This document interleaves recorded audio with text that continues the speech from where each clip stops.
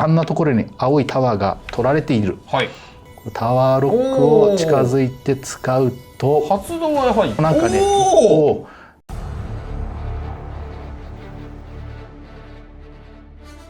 皆さんウォーランダー楽しんでますかというわけでウォーランダーチャンネルに来ていただきありがとうございます。 MC の山野智人でございます。どうぞよろしくお願いします。さあ今回もウォーランダーディレクターの武さんとともにお届けしたいと思います。武さん今日もよろしくお願いします。はい、武です。どうぞよろしくお願いします。お願いします。ということで早速やっていきたいと思うんですけど、今回はアップデート情報ということなんですが、なんかね台本に見慣れない言葉が書いてありまして、秘術って書いてあるんですよ。はい、秘術って何ですか？結構ウォーランダーの、コアに遊んでいただいているユーザー、ゲームの仕様も知り尽くして非常に戦略も練り込まれて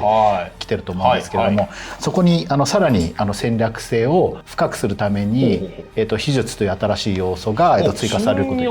そうですね、でこれはですね、直接、ここからゲーム画面見ながら紹介させていただきたいなと思います。はい。この秘術って何ぞやってところなんですが、なんかいきなりね、レッドライオンのタワーロックが出現しました、タワーロックの偶像が出現しましたっていう今バナーが出てたんですけれども、大魔法ってゲームが開始してから大体7分ぐらい経過したところで、その戦況を見てちょっと不利なチーム側のところに出現するようになっていて、で大魔法はですね、結構非常にそのスペクタクルな隕石とか竜巻とか、戦術的にも大事なんですけれども、どちらが同時に大量殺戮兵器としても結構活躍できるロボットとかそういったものが中心になってるんですけども、この秘術というのはですね、ゲームの序盤から登場するものになっております。これはですね、ちょっとね大魔法と違うところ、まず1個目、なんか角が2本だったの一本になってちょっとスケールダウンして可愛くなっていると。で大魔法じゃないです、これは秘術です。大魔法の使い回しとかじゃないです。全く新しい要素です。そうですね。はい、もうこれ何ぞやと。でこれ秘術を取るとですね、タワーロックを入手した。タワーロック。はい。で今回はその秘術の第一弾として実装されるのが、この秘術タワーロックでございます。なるほど。じゃあ今後はもしかするとちょっと増えるかもと。そうですね。順次新しい秘術を追加していく予定になっています。面白いな。秘術もですね、おいおい追加された時はランダムでどの秘術が出るかっていう形になるんですけれども、現在はこのタワーロックのみが出現する形になってます。はい。タワーロック、あんなところに青いタワーが取られている。チームにとって重要な拠点になるだろうっていうところに向かってですね、タワーロックを近づいて使うと、発動はやはり大魔法に似てます。そうですね。そうするとこのなんかね、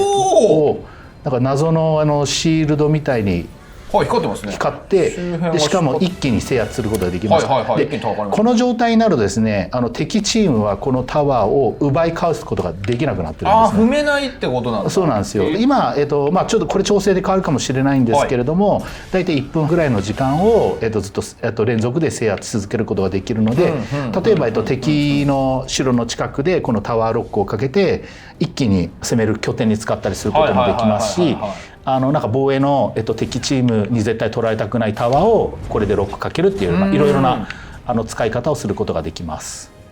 今ちょっと気になったんですけど、敵のタワーじゃないとタワーロックって使えないですか？自陣で敵が押し寄せてきたのを時間稼ぎしたいからタワーロックってできます？これは全てのタワーに対してタワーロックをかけることができるようになってます。はい。でこのタワーロックも大魔法と同じで、敵チームの秘術のですね、こういう偶像を見つけたら、破壊しちゃいましょう。はい、そうですね。結構タワー抑えられると、大魔法を使えたとしてもレーンがないから押し返せないみたいなこともありますもんね。そうですね。決してですね大量殺戮兵器というわけではないんですけれども、そういうなんか戦術の選択肢として使いましょうと、今ちょっと味方にこういう感じで使ってみました。いやこれ面白いな。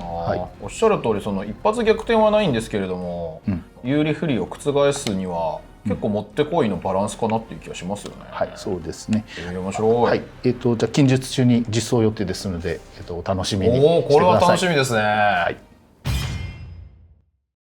さて新しくまたユニオンウォーが実装されるというお話をタッキーさん聞いたんですけど、僕ちょっとねユニオンウォーあまり理解できてない部分があるので、改めてもう一度ご説明いただきたいなと思ってるんですけど。そうですね、まず、ちょっと今回新しく、実装するユニオンウォーなんですけれども、はい、以前プレビューユニオンウォーっていう形でイベントとして開催したユニオンウォーがあったんです。ちょっとテスト的にやったイメージありますね。そうですね。で、そちらでは、初めから決められたタグで、ラビットとか、なんかドッグ、キャットとかですね、ピザとか、どっかの好きな、タグに所属してくださいという形だったんですけれども、これから開催されるユニオンウォーについてなんですけれども、ちょっと画面見ながら、以前はですね、こういうおすすめユニオンウォーの中から選ぶことしかできなかったんですけれども、今回はこのユニオンタグを自分で入力することができるようになりました。はい、実際ここでですね、友蔵タグできましたと。ありがとうございます。はい、ここに友蔵推しの女性たちがキャー集まるといいな。何十万人と独身なんで僕独身なんで、はい、じゃあちょっとこれを機に、はい、そうですね。ウォーランダーコンを目指します。素敵な方、はい、そうですね。こういうふうにですね、自分で自由にユニオンを結成して、なんか自分の好きなテーマのユニオンに入っていただくこともできるし、仲間を集めてですね、新しい自分たちだけの軍団を結成できるようになります。ユニオンウォーで。で、ユニオンウォーは今後ですね、常設のモードになるんですけれども、だいたい1ヶ月間そのユニオンウォーが開催されて、常にだいたいランキングをその中で争う形になります。で、そこの1ヶ月が済むと上位ランクインした、ユニオンには、ちょっとささやかなんですけれどもプレゼントが、はい、送られるようになってます。そうなんですね。はい、でちょっとトップ画像でですね、優勝した優勝するとですね、こういうふうになんかちょっとトロフィーを持ってわーって喜んでるような。なるほど。はいを、楽しんでもらうことができる。これずるいな、欲しいな。栄冠のトロフィーをぜひ、手に入れてください。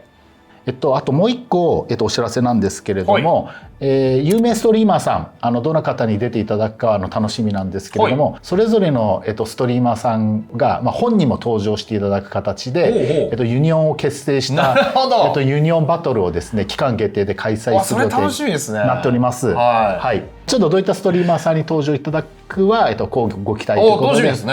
時期もまた追ってお知らせしたいと思います。いや、ちょっとこれはね、楽天 e スポーツカップもありましたし、非常に楽しみな、いろんな方が関わってくれるウォーランダーの盛り上がりっていうのをまた見せられると思うので楽しみですね。そうですね。はい。これを機になんかどんどん盛り上げていきたいなと思います。はい、よろしくお願いします。よろしくお願いします。そう、他にも新情報があるとお聞きしているんですが、武さん一体何なんでしょう。そうですね、これはユーザーさんの方から、よくいただいている意見で、ソロプレイヤーとパーティーで遊んでいるプレイヤーを、マッチング分けてほしいっていう、声をいただいています。ちょっと画面見ていただくと、なんか変な新しいタグが登場してます。ソロでのみマッチプレビューっていうのがあります。でこれをチェックしてからですね、ゲームに入ると、指定された時間は必ずソロプレイヤーしかいないマッチに、参加できるような状態になります。このモードはなんですけれども、ちょっと今、常時このモードにしてしまうと、マッチングが成立しなくなってしまうっていう、結構リスクがありますので、まず1回プレビューで開催させていただいて、そこからユーザーさんの、反応とか、なんか他にトラブルがないかっていうところを見て、良さそうだったら、そのまま実装を進めていって、ちょっとやっぱり問題がありそうだったっていうことだったら、何かしらちょっと別の改善案を、検討していきたいなっていうふうに思ってます。なるほど。はい、マッチングが遅くなるのは正直しんどいなって思ってますね。そうですね。いろいろあって、例えばプレイヤーさんがたくさんいる時間帯だけはこういうモードで遊ぶこともできるようにしますとか、あとなんかね、他にいろいろアイデアがあるといいかなと思ってるんですけれども、ただなるべくユーザーさんの声積極的に取り入れていきたいなというふうに思ってますので、まずはプレビュー版という形で実装させていただくことになりました。一応フォローしておくと、その2つモードがあると、同じ20対20でも、参加者が割れるから、マッチングが遅くなって結局ボットが増えるっていう可能性がこのゲームは非常に高いので、ここは永遠の課題にはなると思うので、やっぱちょっと分かれてしまうのは、一回ねテストしていただいて、ぜひねその時積極的に遊んでいただいて、武さんの方で設計をうまく落としどころ見つけてほしいな、いただきたいなと思うんですけど、正直なかなか難しそうだなっていうのは僕自身も感じてる課題なので、よくここ踏み切ったなと正直思います。そうですね。まあまずはプレビューということで、テストでっていうことですよね。そうですね。本当にね、ここまで気遣っていただいて開発いただいてるのはありがたい限りなので、ぜひ僕もちょっとね、ソロプレイヤーなんで、言うてお友達いないんで、ちょっとソロプレイで僕も頑張ってどっちやないかそうなんですよ、はい、僕いつもね同じ時間帯にやるプレイヤーさんって大体名前一緒なので、久しぶりにこの人と一緒にプレイしたなってなんかちょっと一方的な片思い友達になってるんですけど、普段は一人でやってるので。じゃあ心のパーティーモードとC のソロデバッチ、そうですね、いろいろ用意させていただきたいなと思います。はい、ありがとうございます。本当に、さあそれでは本日もエンディングのお時間がやってまいりました。新要素ごめんなさい新要素秘術についてご紹介いただきましたけれども、いやこの間カスタムの実況僕その観戦カメラ越しにやらせていただいたんです。初めてめちゃくちゃ面白くて、やっぱりその応募した人がやっぱり結構ウォーランダーやってる方々だったので、引き締まった戦術戦がすっごい見れたんですよ。やっぱレーンの取り合いとかタワーの取り合いっていうのが、そこで実況やりながらすごい戦術の勉強になったので、やっぱこの新要素の秘術はかなりそこに対して一石を投じるそのポジティブなすごいアイデアだと思うので、めちゃくちゃ楽しみです。もう一回カスタムすぐに開いていただいて見たいぐらいですね、秘術入ったら。ちょっとそうですね、なんか社内でもテストプレイいろいろ今重ねて、秘術のゲームバランス今調整してるんですけれども、使い方によってはですね、ゲームプレイガラッと変わりすぎてしまうところがあるので、チームをですねちょっと戦々恐々としながらですけれども、楽しんでいただいた方はですね、ぜひフィードバックいただけたらと思います。そうですね、ぜひぜひ秘術実装の暁には皆さんプレイしてください。ということで今回はこれにてお開きにしたいと思います。武さん今回もありがとうございました。ありがとうございました。それではまた次回もお楽しみに。さようなら。